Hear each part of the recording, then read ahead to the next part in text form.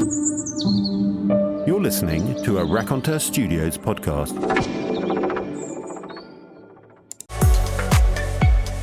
Hello and welcome to the After Hours Skin Clinic. I'm consultant dermatologist Dr. Emma Craythorne, and today I'm very excited to be joined by Jessica Zbinden-Webster. At the age of 26, Jessica was diagnosed with skin cancer, and that was back in 2018. Now, today she is cancer-free and she is campaigning for the very important campaign, and it's called Axe the SPF Tax. With the support of so many, she wants to see VAT removed from all sunscreen products in the UK. And so by the end of this episode, I'm hoping we'll have convinced you to join that campaign too, and all of the details for that will be in the show notes. So welcome to the pod, Jessica. Thank you so much for having me. It's great to be here. So skin cancer is one of the fastest rising cancers in the UK, and there's around about 16,000 new melanoma cases diagnosed each year. And from that, there's about 2,300 annual deaths. And so we as dermatologists and health authorities in general, we are very adamant that there is this key preventative measure, and it's called SPF. I mean, everybody has heard of SPF, but yet for some reason, the message of buying it and wearing it is still taking a little bit of time. But in the United Kingdom, sunscreen products are currently subject to the full VAT rate. So that essentially treats them as this non-essential cosmetic item. So in practice, every time you buy a sunscreen, a fifth of that is actually going to VAT, is going to the government. So really, our sunscreens could be a fifth or 20% cheaper if that VAT wasn't added on it. And the question is really then, with this sun tax, is that stopping people from buying their SPFs and applying their SPFs? And is that in itself then potentially contributing to these rises that we're seeing in the number of skin cancers? So can we start with your story? Can you tell us what it's like being 26 years old and being diagnosed with a skin cancer? Yeah, well, I mean, first thing to say is it was a complete shock to me. I was somebody who'd always had problem skin. Well, I say always. In their late teens and early 20s, I'd had, the odd blocked pore that had been a bit gruesome or a bit of acne here and there. So when I started noticing what looked like a blocked pore underneath my right eye, I didn't panic. The only thing that was unusual about this blocked pore was that it didn't go away. And over months, it persisted. It got a little bit bigger. And then I was at my desk one morning and I rubbed the skin on my eye and it started bleeding. And that was the point at which I thought, perhaps this isn't just an innocuous lesion. Perhaps this is something I should go and get checked out. So the following day I went to my GP and he pretty much took one look at me and said, yes, you've got skin cancer. I'm really sorry. Because of the place where it is, we need to get it out ASAP. And that was when everything really changed for me. That must have been really quite scary to hear that, was it? It was scary because I think that I had always associated skin cancer with the cliched, septuagenarian who's been suntanning for decades, who's not really been taking care of their skin. And I was never that person. I've never really been a sunbather or a hot weather fan. And I had no idea that it could affect somebody as young as me. So from all angles, I was totally blindsided. And had anyone in your family ever been diagnosed with a skin cancer? Not one person. No. So this was really new to your family and to you? Absolutely, yeah. And were you somebody who had lived in a warm country as a child or had lots of sunny holidays? So I had always been on sunny holidays because my parents are sun worshippers. Yeah. Their skin's always been fine, ironically. But yeah, I remember being sunburned as a child, on summer holidays and also in the school breaks because I'd be playing outside a lot. And, I have memories of pulling my peeling skin, as a kid, as I think a lot of kids do because they don't want to wear sunscreen. They want to rebel. They want to be outside and play and they don't know about sun safety. So that, in hindsight, contributed to my developing skin cancer at such a young age, yeah. I think that's exactly right. There was a very interesting study correlating these burning episodes in childhood with the development of skin cancers in later life. And by childhood, they meant just under the age of 16. And it was a really interesting study showing this correlation to be pretty much exact. In other words, the more exposure with burning episodes, that increased risk essentially extended. Yeah, I think what I heard was that just one blistering sunburn in childhood and adolescence can up to double your chance of getting skin cancer in adulthood. Yeah. Which is madness. Not enough people know about that. And the idea is really not to scare people, because once you're an adult, if you had those burning episodes as a child, you know, that is done and dusted. But as parents, we can certainly inform our children whenever they're in that at least malleable age of wearing SPF that, you know, that is the right thing to do. Yeah, absolutely. I mean, sun safety is, I think, criminally under-discussed, even in, you know, wider conversations about skincare, which is such a popular topic nowadays. And education on sun safety really has to be a cradle to grave process, and it needs to be incumbent on all of us to be responsible, but also we need to see leadership from the government, which I'm sure we'll talk more about later. Oh, definitely can't wait to get into that part. So were you somebody who had worn SPF until you were 26? Is that something that you did? Or I didn't wear it every day. No, I count myself as the cliched Brit who was uneducated on the issue of sun safety, because I thought it was something that people who lived in Australia got. You know, I didn't think that practicing sun safety and wearing SPF every day was something that needed to concern the likes of me living on a, you know, rainy island in the Northern Hemisphere. Did not think that was important at all. Of course, now I wear it every day and I'm a bit of an SPF obsessive. But yeah, no, it never even crossed my mind that it's something I should be doing as a daily healthcare practice. And I want to talk a little bit about your treatment journey, but just on that note that you've just made, whenever you finished your treatment journey, was SPF discussed with you by your GP, by your doctor? Did they then say, okay, you must now wear your SPF? Was that conversation had? The conversation was had, yes. Of course, by that time it was a little too late for me, but it definitely really hit home and informed the way that I take care of my skin and the way that I speak to other people about basic skincare now. It was something that I left with, you know. Skin cancer is a weird one because in a lot of cases you end up losing a part of yourself, usually physically. And in my case, you know, a tumour was removed and I lost my lower eyelid.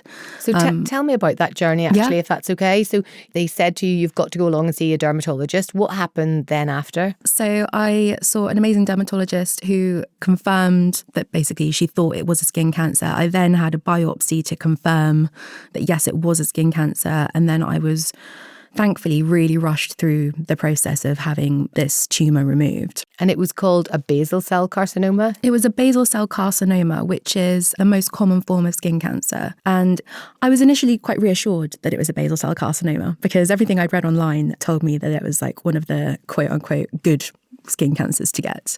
What I didn't appreciate at the time was that my tumour was an infiltrative basal cell carcinoma, which meant that despite looking pretty inoffensive on the surface, superficially, it was doing some real damage to the tissue underneath the surface of my skin. So the tumour had roots like a tree. It had spread much further than what I thought and even the surgeons thought when they looked at the tumour.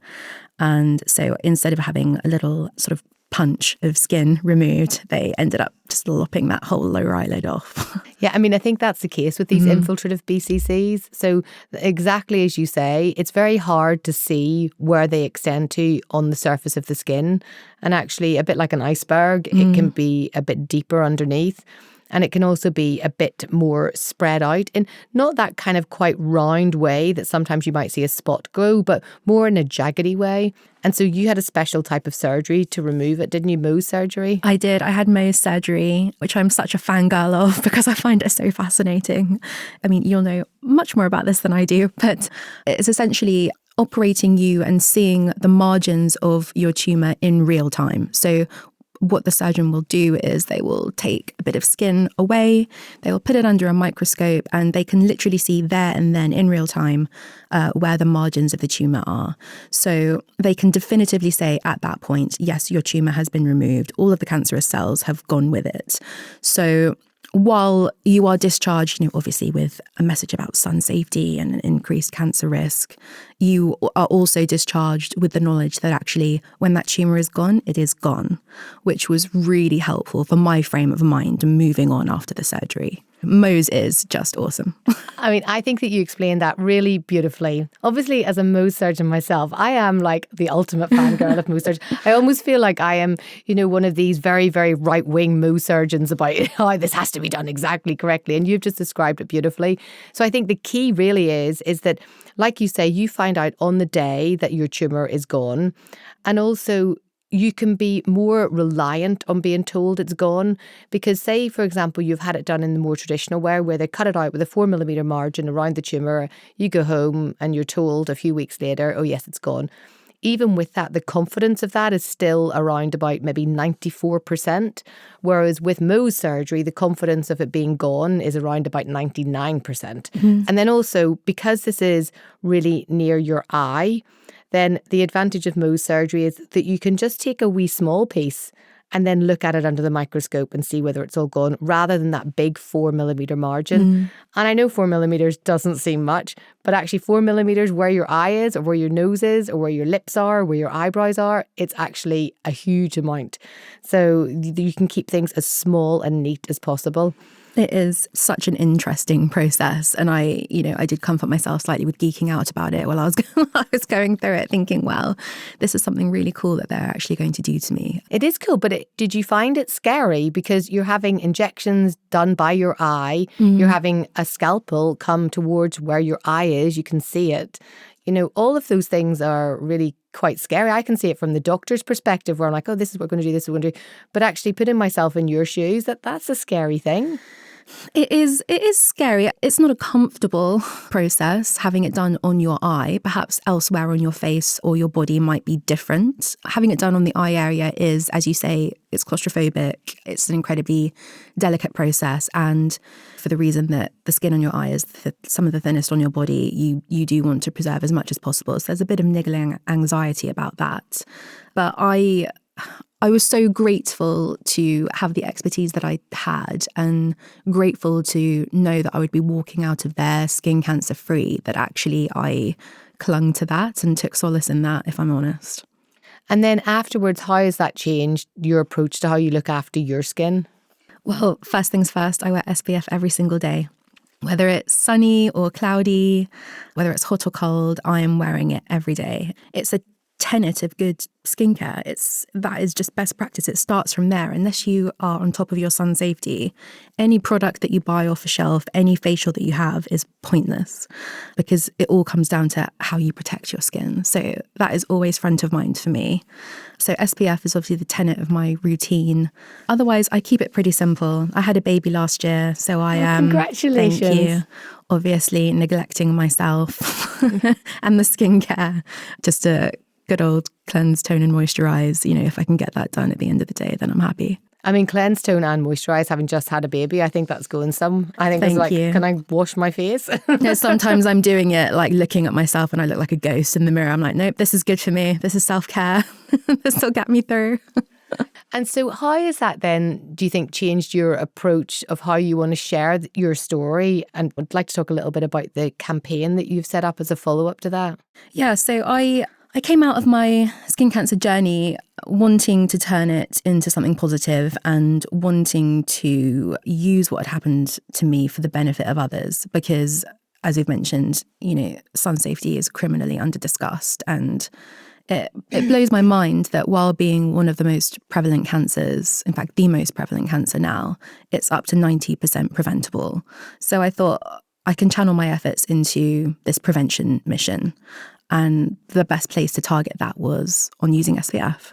So I wanted to influence other people to use SPF regularly. What I got when I was speaking to friends about it was a bit of a pushback. People, number one, don't understand that they have to use it regularly. And number two, complain about the price. Everyone wants something different from their sunscreen. And I found that what a lot of my friends wanted, they found too expensive. And I looked into how sunscreen is sold, how it's marketed, how it's priced, and found that it is subject to a 20% VAT under the luxury and cosmetic bracket. And that was the light bulb moment. I read that and I thought, nope.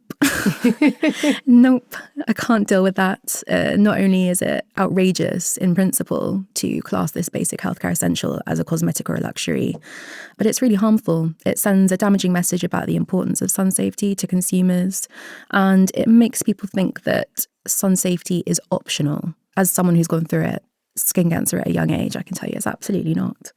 It's as fundamental as any other healthcare practice, and it should be taxed that way. And so how has your campaign gone? The campaign's gone really well.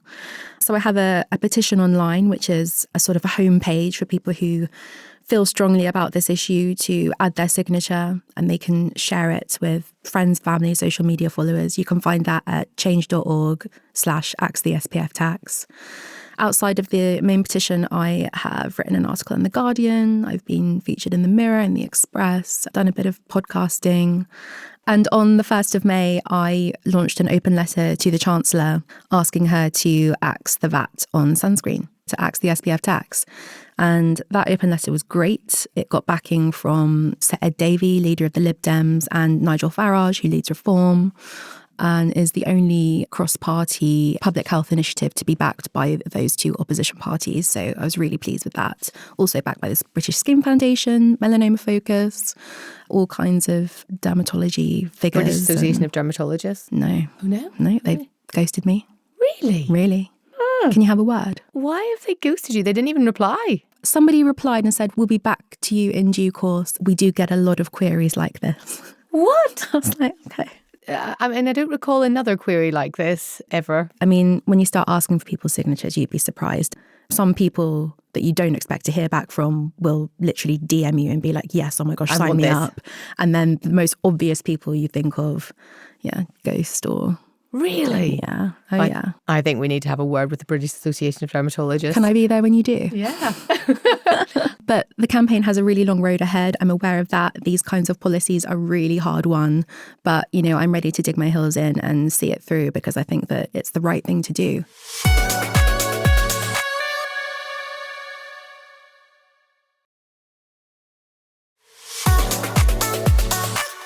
So as a dermatologist, there are certain SPFs that we're able to prescribe for specific conditions in dermatology. So if somebody has a true sun allergy, or if somebody has a genetic condition where they're kind of disposed to getting lots of skin cancers, and by lots, I mean, tens, 12s, hundreds by the time they're in their kind of mid-30s, 40s, then they're eligible to be able to get SPF on the NHS, but it's only specific ones. I think this is where the area might get a little bit grey, in the sense that there are some products that say they're an SPF or have SPF in them. For example, this is a moisturiser with SPF, as opposed to being an SPF that is moisturising. Or they might have an SPF that's, say, 15 in it or 8 in it, a very low level of SPF. And then obviously as doctors, dermatologists, we would not be thinking that that would be a worthwhile type of an SPF. So within your campaign, are there certain categories that the SPF has to maintain? Does it have to be above an SPF 30? Does it have to be broad spectrum? What qualifies in this Axe the SPF tax campaign as an SPF? So I'm really glad you asked, and I'm really clear on this. I spoke to Dr. Hilary Jones about it, who was, quite adamant that this policy should only apply to sunscreens that are sold for the sole purpose of being sunscreens that have an SPF of 30 or above. I think that a lot of cosmetic manufacturers know that actually SPF is clever marketing, because they want to jump on the skincare bandwagon. And so they will put a token amount of SPF in a product. How much? We'll never know. It's not disclosed. And they use it to market their products. That clearly, for me, is not an SPF product. SPF product is something that you use generously throughout the day on your face and body, and that you top up with every 2 hours. You are just not going to be doing that with a mascara or an eyeshadow. And so the Axe the SPF tax campaign solely applies to sunscreens at an SPF of 30 and above. So they will protect your skin from UV rays in the high 90th percentile, which is what you want for best sun safety practice. Okay, very good. I think that's clear, because I can see why some people might then think, oh, well, people are just adding SPFs into whatever, and that is still definitely a cosmetic.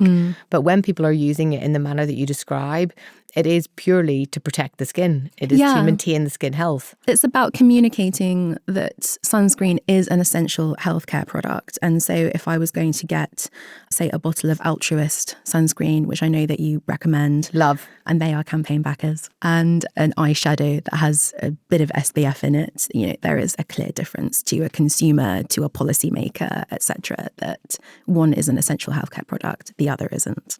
I mean, especially if we just mention the Altruist just a little bit, because that was set up really with the idea of being able to try and provide patients and people, general population, with an affordable SPF that has really good filters in it. And so when Dr. Andrew Burney was setting it up, that was his main aim. I want to get a really good SPF that is going to feel nice for people, but it's going to be at a price point that people can afford. And it does seem a bit unfortunate that 20% of that is really classed as making it as if it's a non-essential item or going straight to the government, whenever the whole campaign is to try and get people to use SPF to prevent skin cancers. Yeah, absolutely. And it's outrageous that this, eminent dermatologist who has, dedicated his practice and his brand to making sun safety affordable, making it widespread, is having his products classed as a luxury or a cosmetic. It's mortifying. Yeah. And it's clearly inaccurate. I could go on about this all day. I know that you could.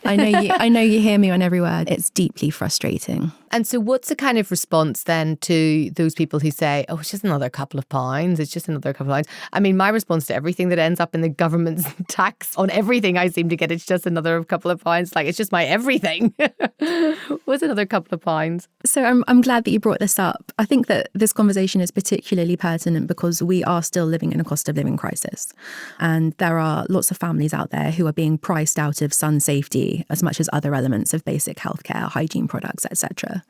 A couple of quid here and there, okay, that may be dismissible for many consumers, but actually a brilliant survey that was done by my friends at Melanoma Focus found that 50% of respondents said that sunscreen was too expensive, and 67% of respondents said that they would buy and use sunscreen more often if it was less expensive.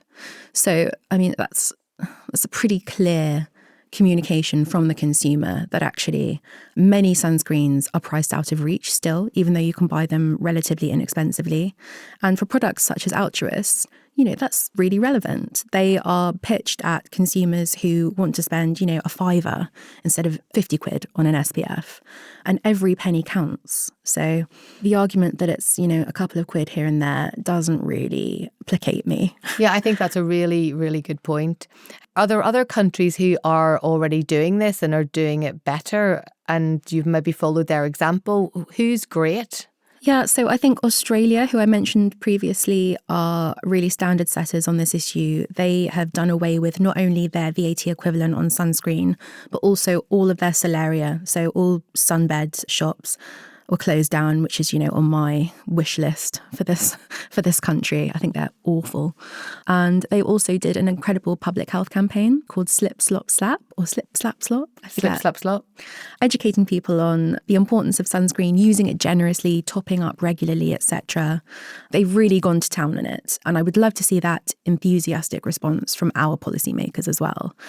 Also worth mentioning, but perhaps not as good as Australia, is the US, because they've also don't have a VAT equivalent on sunscreens sold over there. So there are countries out there really doing it, setting an example. And I think it's incumbent on our government, if they are, as focused on prevention as they say they are, to tackle the preventable cancers, one of which, well, perhaps one of the most preventable cancers, skin cancer.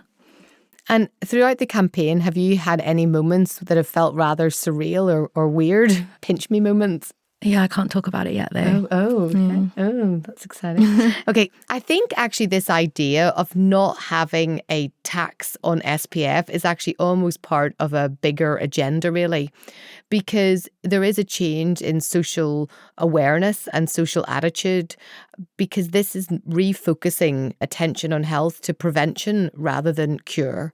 Whereas we've been in a society where we wait until someone gets sick and then we fix it. Mm-hmm. When really we need to be moving much more to a society where we're thinking about how do we prevent the person from getting sick in the first place. And to me, this idea of not having a tax on an SPF really is a very good example of how we should be probably changing how we approach health, particularly in this country. Definitely. I think that's one of the overarching goals of this whole campaign. So yes, Axe the SPF tax is in earnest about asking the Chancellor to remove VAT on sunscreen. Okay, I think that's so important for all the reasons we've discussed. But Beyond that, there is a greater conversation to be had about attitudes towards sun safety and education towards sun safety. Just axing VAT on sunscreen isn't going to do that. What we need is greater public health awareness, stronger messaging on the importance of this subject, and, as we said before, cradle-to-grave education. And it's funny, I was speaking about this with Laura Coreyton, who founded the Stop Taxing Periods campaign. Yes. So she got VAT on sanitary products removed in the UK, which was amazing. And she was also one of my reasons for starting this. She's a wonderful campaigner. And I asked her, how did she feel in retrospect, looking back on everything that she'd achieved? And she told me that actually getting the VAT removed was one thing, but her biggest achievement was raising awareness about period poverty. And that was a conversation that many thought was taboo, wasn't openly discussed. And now I feel like it's much more of an openly discussed topic, and there is a heightened awareness about it. And I would love for that same legacy to be in place for the Axe the SPF tax campaign, One headline is great, if it got done, if it made the news, wonderful, but that's a flash in the pan. What I really want to achieve is lasting behavioural change. And I'm just going to stick at it until I do it. That's exactly right. It is the second derivative of it. It's not just getting the tax off the SPF. It's the conversation that goes alongside it, the highlighting of how important it is as a basic healthcare item and not just a luxury cosmetic item. What must it feel like to you? Because this drives me mad. But you're talking about education from cradle to grave. But it's this tackling, it seems now, really, of the misinformation around exposure to ultraviolet radiation, about exposure to sunbeds, about exposure to SPFs where people believe that they're toxic and they're causing harm. This constantly drives us crazy as dermatologists. Yeah, I'm so glad I have someone to bitch about this with, because it drives me up the wall as well. And sunscreen and SPF misinformation, it is everywhere. It is absolutely everywhere on TikTok, on Instagram, particularly peddled by, unscrupulous, self-appointed wellness gurus with a target audience of, vulnerable and impressionable young people. They're just sowing the seeds of misinformation in so many minds, and it is so harmful. And I just think, gosh, if I could only reach through that phone and say, stop, listen to a dermatologist, listen to an oncologist, do not listen to, some random with, a few 100,000 followers who's telling you that sunscreen is toxic or whatever else. Absolutely drives me up the wall. It frustrates me as well, because the only reason that I feel that people are really saying that, because it's not backed by evidence, obviously. It's either to increase their own following, have a point of view that makes them seem a bit challenging, so they seem to get more views or likes. And it's to provide this source that creates an element of fear or almost an element of mistrust of the medical professional. Yeah. And they want to antagonize that, and they want to make people feel that there's a mistrust with these big SPF companies or with the hospitals or with the doctors. And it's to drive that agenda. But it's frustrating for me, because I will have patients come in more and more to say, I'm a bit nervous about using my SPF now. I was watching this influencer and they said I don't really need it. And actually the SPF is causing the cancers that I've been getting. And it's like, no, it's those multiple holidays in the 80s that caused the cancer that you're getting, where you just decided to burn yourself to a piece of lobster. And I also think as well, it takes a while for people to realise that the damage is done. Your damage will have been done as a child. It didn't manifest itself until 20 years later. The same with our exposure to ultraviolet radiation, where we really have caused a lot of damage in the past. We'll not see that damage mount up straight away. It takes a couple of decades until you're then getting the skin cancers as a consequence of that damage.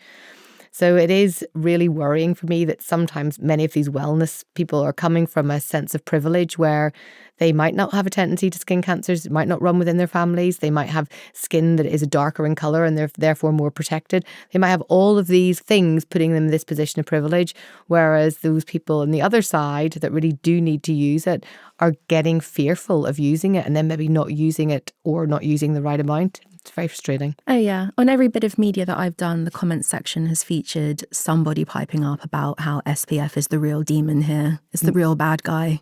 and that, the orthodoxy is just put in place to protect it. All the dermatologists and oncologists are in on it.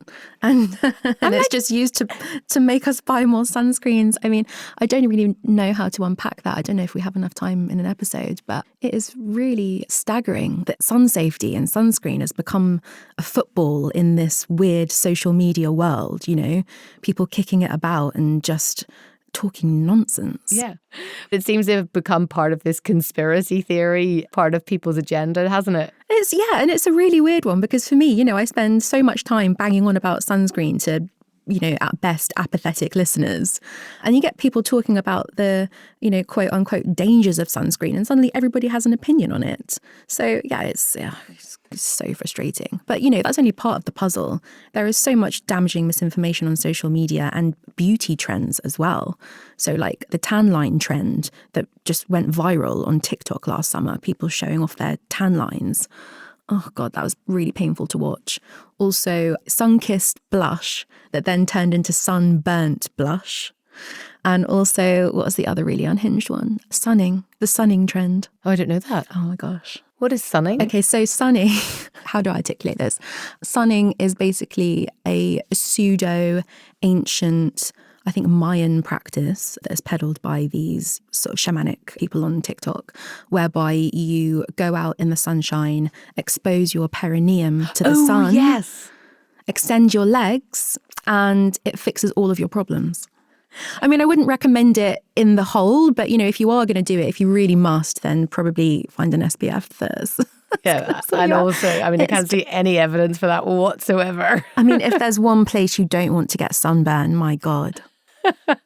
Really don't want to get skin cancer there either, I'll tell you that. Oh, no. That's very uncomfortable to have that removed. So, yes, it's a really murky and unpleasant world, and I am 100% with you in hoping that it disappears. For our listeners, they're a very clever lot, our listeners, and they don't believe in this misinformation. They're all very well informed in the correct manner. But how can they get involved with your campaign and how can they support it? So the first thing I would ask them to do is to go to change.org/axethespftax. That is kind of the landing page and the hub for this whole campaign. They can add their signature to the petition, and from there they can also share the petition online, share it to their social media followers, to their friends and family on WhatsApp. The more signatures that we get on there, the better. We'll put the details for this and a link in the show notes to help people get to the right place. Amazing. And then other than that, I would just encourage people to start conversations about sun safety and, pick people up when they're not wearing sunscreen. Sun safety is such an important topic. It's something that affects literally everyone, no matter what their skin tone, no matter what their skin type, their age, where they're from. And so, I would encourage those conversations and also take accountability for your own sun safety. Make sure that you are staying topped up with your SPF this summer and just take care of yourself. So really, if we imagine in this tax-free SPF scenario, and say we assume that roughly 10% improvement in sunscreen usage and efficacy across the population, and that's a pretty conservative estimate, I think, it translates into approximately 1,600 fewer melanomas and over 10,000 fewer skin cancers overall each year compared to the current state. So in reality, this reduction could be even larger if affordability significantly changed. Yeah, absolutely. I think the stats say it all. And not only that, but say this policy was introduced tomorrow, the cost to the Exchequer would be approximately £67 million. And money saved on the NHS would be £128 million. So not only are you covering your cost from day one, those are the projected figures, but you're actually getting a net financial benefit for the UK. So not only would axing the SPF tax save lives, it would save money as well. That's just so compelling even itself whenever you talk about the hard numbers like that, isn't it? Yeah, absolutely. And, these are the things that senior civil servants and Treasury officials really sit up and listen to. This isn't just an emotional, personal story-driven campaign. It's one that's rooted in, rigorous academic study and, anecdotal evidence from dermatologists like yourself, which I think is really effective. So we've got a good case here. Well, Jessica, thank you so much for joining me on the After Hours Skin Clinic. I think being able to increase the conversation about sun safety is key, but also whenever we think about those actual numbers in terms of axing the SPF tax, I really wish you all the best with that campaign. Thank you so much, and thank you for your support as well. And thank you, my lovely listeners, for joining us. I hope you've signed the Axe the SPF tax petition already, and if not, go do it. Details are all in the show notes. As you may know, it's Skin Cancer Awareness Month, but of course, everything we've been talking about in this episode is not just relevant this month, but every day for someone. So please do share this around. You never know, someone might really just need to hear this. Okay, bye for now. Take care of yourself, sign that petition, wear your SPF, and catch you next time at the After Hours Skin Clinic.